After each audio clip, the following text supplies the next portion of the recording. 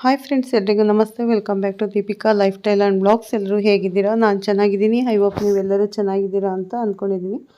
Please friends, ಈ ವಿಡಿಯೋನ ಫಸ್ಟಿಂದ ಕೊನೆವರೆಗೂ ಸ್ಕಿಪ್ ಮಾಡದೆ ನೋಡಿ. ನಿಮ್ಗೆ ಇಷ್ಟ ಆದರೆ ಲೈಕ್ ಮಾಡಿ, ಹಾಗೆ ಶೇರ್ ಮಾಡಿ.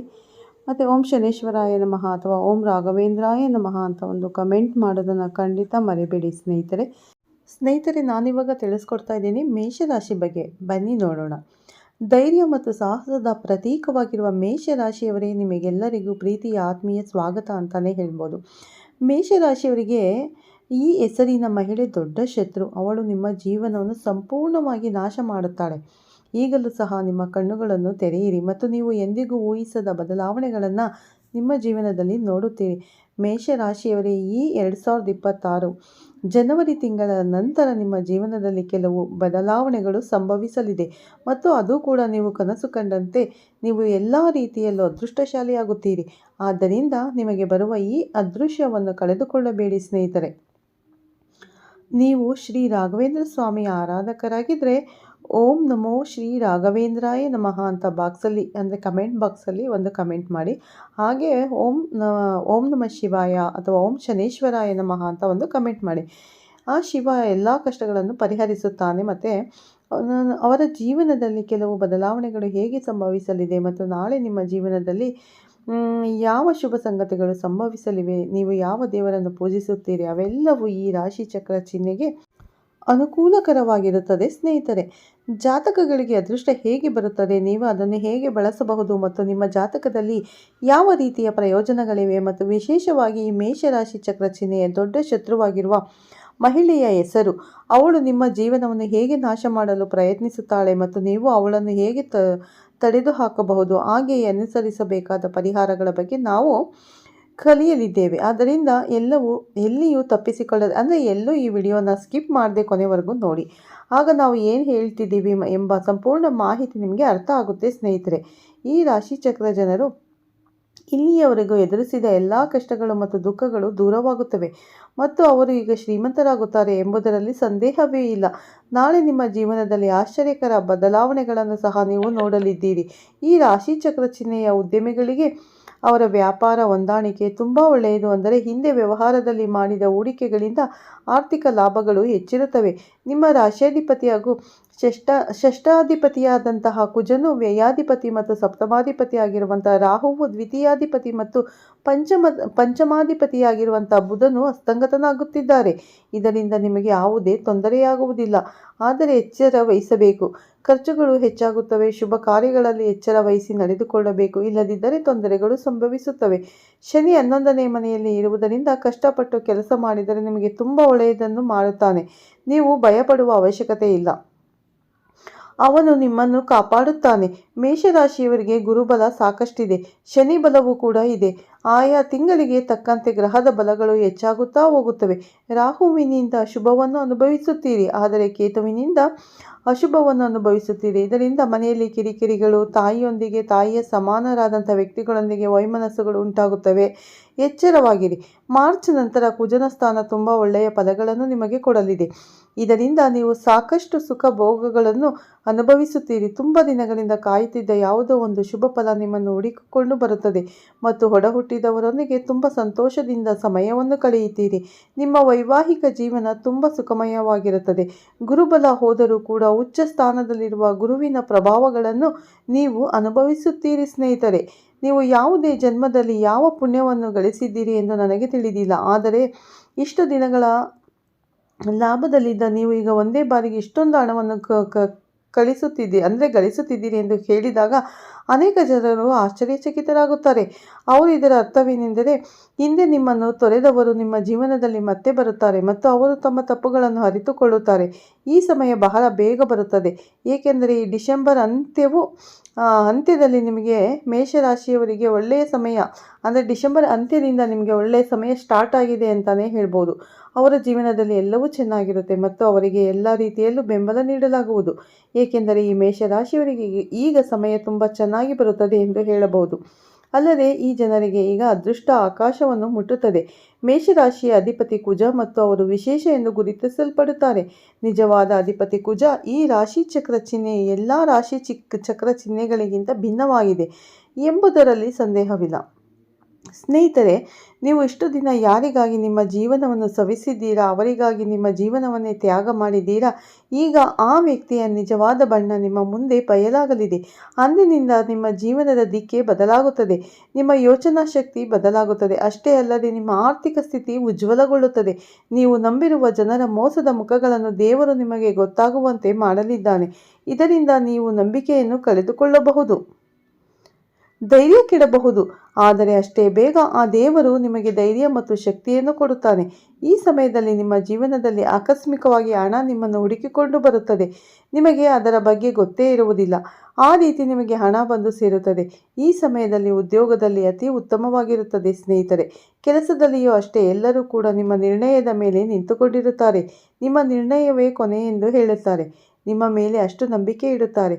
ಕೆಲಸದಲ್ಲಿ ಇಷ್ಟು ದಿನ ಯಾರು ನಿಮ್ಮನ್ನು ಅವಮಾನ ಮಾಡಿದ್ದರೋ, ಅವಹೇಳನ ಮಾಡಿದ್ದರೋ ಅವರೇ ಬಂದು ನಿಮ್ಮ ಮುಂದೆ ತಲೆಬಾಗಿ ಕ್ಷಮೆ ಕೇಳುತ್ತಾರೆ. ಅವರೇ ನಿಮ್ಮನ್ನು ಹೊಗಳುತ್ತಾರೆ. ಈ ರೀತಿಯ ಘಟನೆಗಳು ಇನ್ನು ಮುಂದೆ ನಡೆಯುತ್ತಾ ಹೋಗುತ್ತವೆ. ನೀವು ಇಷ್ಟು ದಿನಗಳ ಕಾಲ ತೊಂದರೆಗಳನ್ನು ಅನುಭವಿಸುತ್ತಾ ಬಂದಿದ್ದೀರಿ. ಆದರೆ ಇನ್ನು ಮುಂದೆ ಆ ರೀತಿ ಆಗುವುದಿಲ್ಲ. ನಿಮಗೆ ಇನ್ನು ಮುಂದೆ ಎಲ್ಲವೂ ಶುಭವಾಗುತ್ತದೆ. 2026 ಜನವರಿಯಿಂದ, ಅಂದರೆ 1ನೇ ತಾರೀಕಿನಿಂದ ನಿಮಗೆ ಒಳ್ಳೆಯ ಶುಭ ಫಲಗಳು ಸಿಗುತ್ತವೆ ಸ್ನೇಹಿತರೆ. ಈ ಸಮಯದಲ್ಲಿ ಸಿಗುವ ಸಂತೋಷದ ವಿಚಾರಗಳನ್ನು ನೀವು ಜೀವನ ಪೂರ್ತಿ ಮರೆಯುವುದಿಲ್ಲ. ಈ ಸಮಯದಲ್ಲಿ ಮೇಷರಾಶಿಯವರಿಗೆ ಧನಲಕ್ಷ್ಮೀ ದೇವಿ ಮಾತಾ ಆಶೀರ್ವಾದ ಕೂಡ ದೊರೆಯಲಿದೆ. ಅವುಗಳನ್ನು ಅರ್ಥ ಮಾಡಿಕೊಳ್ಳುವುದು ಎಲ್ಲರಿಗೂ ಒಂದು ಸವಾಲಾಗಿದೆ. ಆಳವಾಗಿರುವುದು ಮತ್ತು ಒಳ್ಳೆಯ ಭಾವನೆಗಳನ್ನು ಹೊಂದಿರುವುದು ಎಂಬ ಗುಣದಿಂದಾಗಿ ಅವರು ಹೊರಗಡೆ ತುಂಬ ಕಠಿಣ ಮತ್ತು ಗಂಭೀರವಾಗಿ ಕಾಣುತ್ತಾರೆ.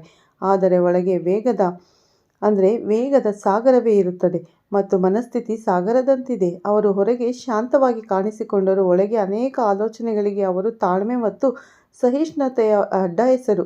ಜೀವನದಲ್ಲಿ ಉತ್ತಮ ಸ್ಥಾನವನ್ನು ಪಡೆಯಲು ನೀವು ತುಂಬ ಶ್ರಮಿಸುತ್ತೀರಿ. ಒಳ್ಳೆಯತನ ಮತ್ತು ಪರಿಶ್ರಮ ಹೆಚ್ಚು. ಮೇಷರಾಶಿಯವರನ್ನು ಅರ್ಥ ಮಾಡಿಕೊಳ್ಳಲು ನೀವು ಮೊದಲು ಅವರ ಅಪರಿಮಿತ ಇಚ್ಛಾಶಕ್ತಿಯನ್ನು ತಿಳಿದುಕೊಳ್ಳಬೇಕು. ಅವರು ಒಂದು ಗುರಿಯನ್ನು ಹೊಂದಿದ್ದಾರೆಂದು ಅವರು ಭಾವಿಸುತ್ತಾರೆ ಮತ್ತು ಅದನ್ನು ಸಾಧಿಸುವವರೆಗೂ ಅವರು ಹಿಂದೆ ಸರಿಯುವುದಿಲ್ಲ. ಅವರು ಎಷ್ಟೇ ಅಡೆತಡೆಗಳು ಮತ್ತು ತೊಂದರೆಗಳನ್ನು ಎದುರಿಸಿದರೂ ಅವರು ಎಂದಿಗೂ ತಮ್ಮ ಗುರಿಯಿಂದ ವಿಮುಖರಾಗುವುದಿಲ್ಲ. ಈ ರಾಶಿ ಚಕ್ರ ಚಿಹ್ನೆಯ ಮಹಿಳೆಯರು ಎತ್ತರದ ಕನ್ನಡಿಯ ಮುಂದೆ ನಿಂತು ತಮ್ಮ ಸೌಂದರ್ಯವನ್ನು ಮೆಚ್ಚುತ್ತಾರೆ. ಈ ಮೇಷರಾಶಿಯವರು ಎತ್ತರವನ್ನು ತಲುಪುವಲ್ಲಿ ಕೌಶಲ್ಯ ಹೊಂದಿದ್ದಾರೆ ಮತ್ತು ಸಮಾಜದಲ್ಲಿ ಬುದ್ಧಿವಂತರೆಂದು ಗುರುತಿಸಲ್ಪಡುತ್ತಾರೆ. ಅವರು ತಮ್ಮ ಜೀವನದಲ್ಲಿ ಅತ್ಯುನ್ನತ ಸ್ಥಾನಗಳನ್ನು ಸಾಧಿಸಲಿದ್ದಾರೆ. ಅಲ್ಲದೆ ಈ ಮೇಷರಾಶಿಯಲ್ಲಿ ಜನಿಸಿದವರು ಯಾವಾಗಲೂ ವಿಜಯದ ಹಾದಿಯಲ್ಲಿ ನಡೆಯಲು ಇಷ್ಟಪಡುತ್ತಾರೆ. ಈ ರಾಶಿ ಚಕ್ರ ಚಿಹ್ನೆಗಳಿಗೆ ವಿದೇಶ ಪ್ರಯಾಣ ಲಾಭದಾಯಕ. ಇದರ ಜೊತೆಗೆ ಈ ಮೇಷರಾಶಿಯವರು ವೈದ್ಯಕೀಯ ಮತ್ತು ತಾಂತ್ರಿಕ ಶಿಕ್ಷಣದಲ್ಲಿ ಶ್ರೇಷ್ಠರಾಗುತ್ತಾರೆ.